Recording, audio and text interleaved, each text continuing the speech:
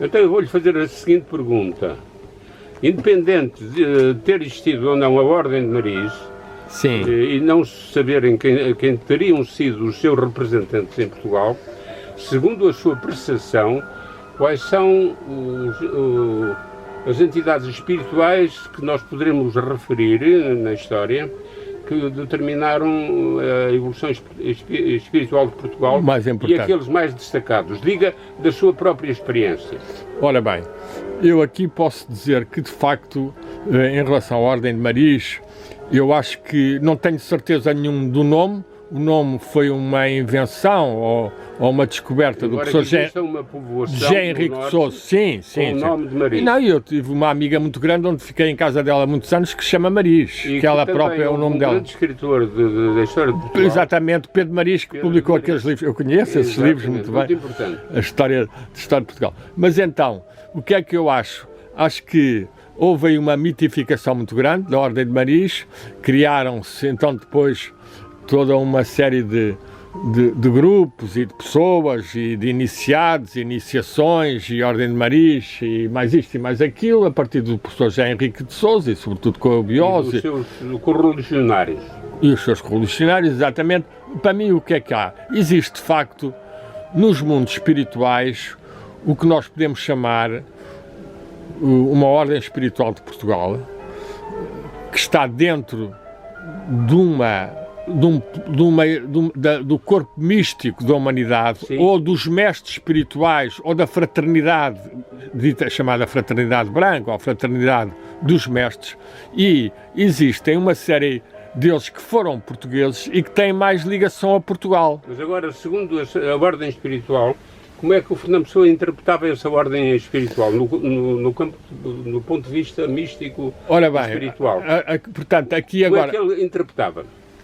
O Fernando Pessoa não tem uma percepção tão clara dela, tem, sobretudo, uma consciência de que existe uma grande alma portuguesa de que ele fala, e que ele, naquela carta ao Conde Keyserling, indica que há uma ordem secreta que está por trás de Portugal, que se manifestou no seu primeiro momento na poesia lírica e da cantiga dos amigos. Exato. Depois manifestou-se nos descobrimentos. Nos trovadores. Sim, nos trovadores, nessa primeira parte, do Diniz, essa época. Depois, nos descobrimentos, tem uma segunda manifestação e que a terceira haveria de vir e que seria a tal... Império. Não é Quinto Império. Então. Aí ele fala na conquista do No Man's Land, ou seja, a conquista deste mundo intermediário e astral que nos separa do mundo espiritual. Haveria um momento em que uma série de portugueses teriam mais consciência... iriam manifestar, não é? Ou que haveria pessoas que teriam mais consciência deles. Mas ele dá mesmo uma data, que será só para 2198. 198. Porque o Fernando Pessoa, como nós sabemos, era um astrólogo e andou ali a fazer muita especulação, não acertou, pôs várias hipóteses para a idade de morrer, foi alterando certo tipo de projeções que ele fazia, foi discutindo até com o Lusitanos, não é? Que escreveu aqueles livros, etc., a propósito das profecias. E, portanto, o Fernando Pessoa era uma pessoa que teve uma clarividência em jovem, forte, que está manifestada naquela carta à Tianica, de 1915 a 16, em que ele conta o que é que ele consegue ver.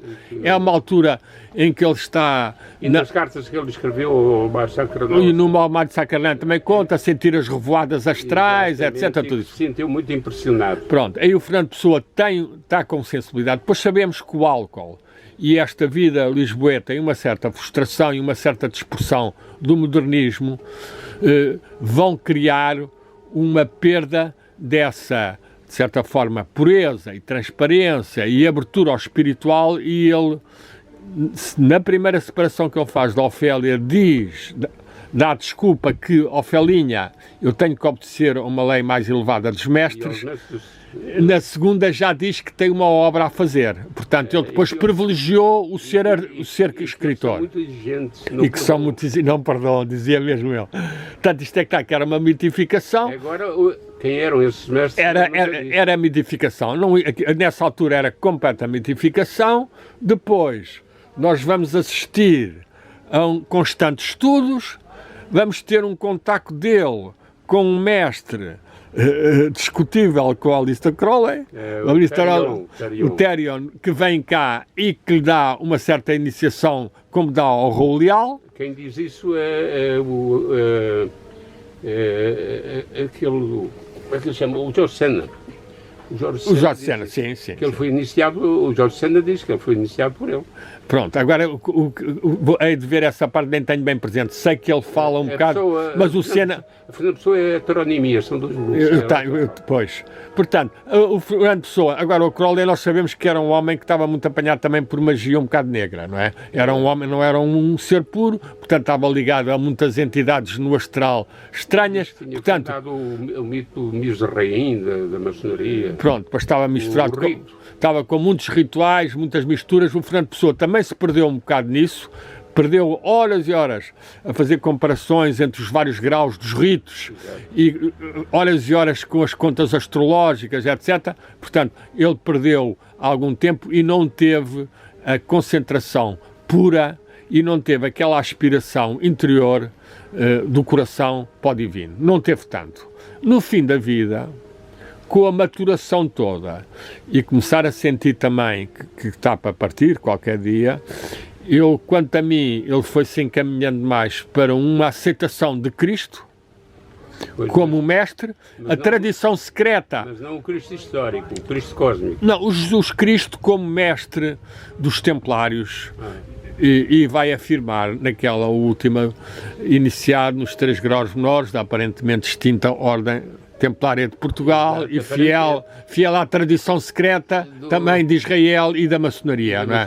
Pronto. Portanto, Rosa Cruz ele não fala aí, mas estudou muito, escreveu, mas é um homem que tem... É que ele dizia aparentemente extinta. Aparentemente extinta, porque ele estava a tentar atualizá-la, número 1, e segundo, ela aparentemente para ele era... porque nos planos espirituais existiria ainda mestres templários e que ele estava a tentar reconstruir a ordem. Esse trabalho não foi feito até agora. Eu até tenho algumas ideias sobre isso e um ou outro documento do lado do espólio fala disso, mas também com a confusão que existe de templarismo e de tantas lutas de neotemplarismo, tanta luta entre eles que nem vale a pena uma pessoa estar a dar textos nem estar a dar grandes pistas. É como tal a história da Ordem de Marias e da Ordem de Portugal. Como é que eu vejo, respondendo à sua pergunta inicial? Pois certamente que, número 1, o Arcanjo de Portugal importantíssimo na ordem espiritual de Portugal e na tradição espiritual portuguesa, o Arcanjo de Portugal, número 1. Número 2, Afonso Henriques. Não tem nada a ver com Miguel. Nada. É um arcanjo de Portugal. O arcanjo de Portugal. Micael é um arcanjo. É uma entidade espiritual. É um arcanjo. Um arcanjo de coisa que é visível para quem medita suficientemente e merece, pois tem, volta e meia, algum sinal da existência desse grande ser. Depois, o Afonso Henriques é um grande homem, evidentemente muito importante, e depois há algumas figuras que foram claramente seres que, por preparação já trazida, ou por influxo dos planos espirituais, ou por eles próprios se erguerem, conseguiram atingir graus de realização espiritual e de comunhão no bem de Portugal, na alma de Portugal e na missão de Portugal, e que se tornaram, de certa forma, mestres dela, e que depois, ou alguns que depois o culto e a devoção das pessoas acaba por os erguer a esse nível. E podemos falar de Dom Dinis, Santa Isabel, Damião de Góis, Egas Muniz também, Vasco da Gama. Portanto, o Dom Francisco de Almeida também se fala. Eu senti alguns seres ao longo dessas meditações e de tempos, e referiria... E os outros que ficou há um bocadinho Tomás de Barros e outros mais... O João de Barros, por exemplo... Digo-os todos. Não, eu acrescento aí só... Dalila Pereira da Costa. Dalila Pereira da Costa é um ser com grande capacidade de reminiscência, grande capacidade de abertura aos planos espirituais, portanto era uma mulher que tinha uma capacidade de amnese e visão, mas pronto, também capta muita coisa dos invisíveis e, portanto, uma pessoa depois estar absolutamente certa. Mas é evidente, Leonardo de Coimbra, outro homem importantíssimo, e depois há outros homens que tiveram também... Agostinho da Silva. Agostinho da Silva foi um ser também claramente inspirado, não é? O Teixeira de Pascoais, esses foram claramente... De todos esses místicos portugueses... Os místicos temos que exaltar um, não, os místicos, dos místicos portugueses até iria mais a um Francisco Sousa Tavares do século XVI, que é um grande místico. Esse é, quanto a mim, muito pouco conhecido, mas é dos melhores. Escreveu ele. Ninguém tem escrito. Não, é pouco conhecido. Quem tem alguma referência a ele é aquele Silva Dias, nos estudos dele sobre... Silva Dias, aquele professor de Coimbra. Tem aí, esse é um dos bons místicos. Depois o Gaspar de Leão também é um bom. Depois há muitas místicas portuguesas que tiveram muita clarividência, e estou a lembrar-me da Isabel, a Soror Isabel do Menino Jesus, de Porto Alegre, que escreveu uma doutrina mística bastante importante, está referida na biografia dela. Portanto, ao longo dos séculos, houve seres que, com mais ou menos consciência dessa existência, já que muitas vezes ela ficava subsumida na Igreja ou no corpo místico da humanidade ou apenas num plano espiritual.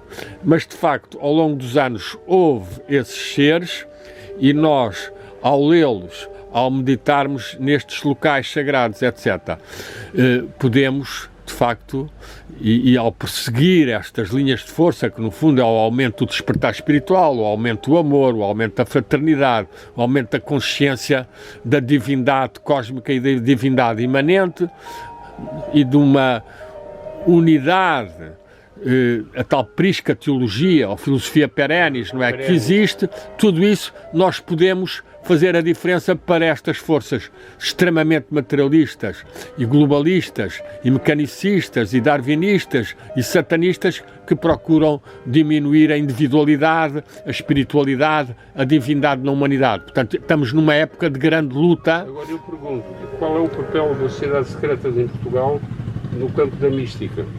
Na mística acho tem muito... alguma credibilidade? Na mística não tem nada. Ou são contra a mística? Mística não tem nada. Acho que não tem nada de mística. Tem de esoterismo, haverá tem rituais, alguns rituais, terão algum esoterismo, poderão fazer um bocadinho de magia.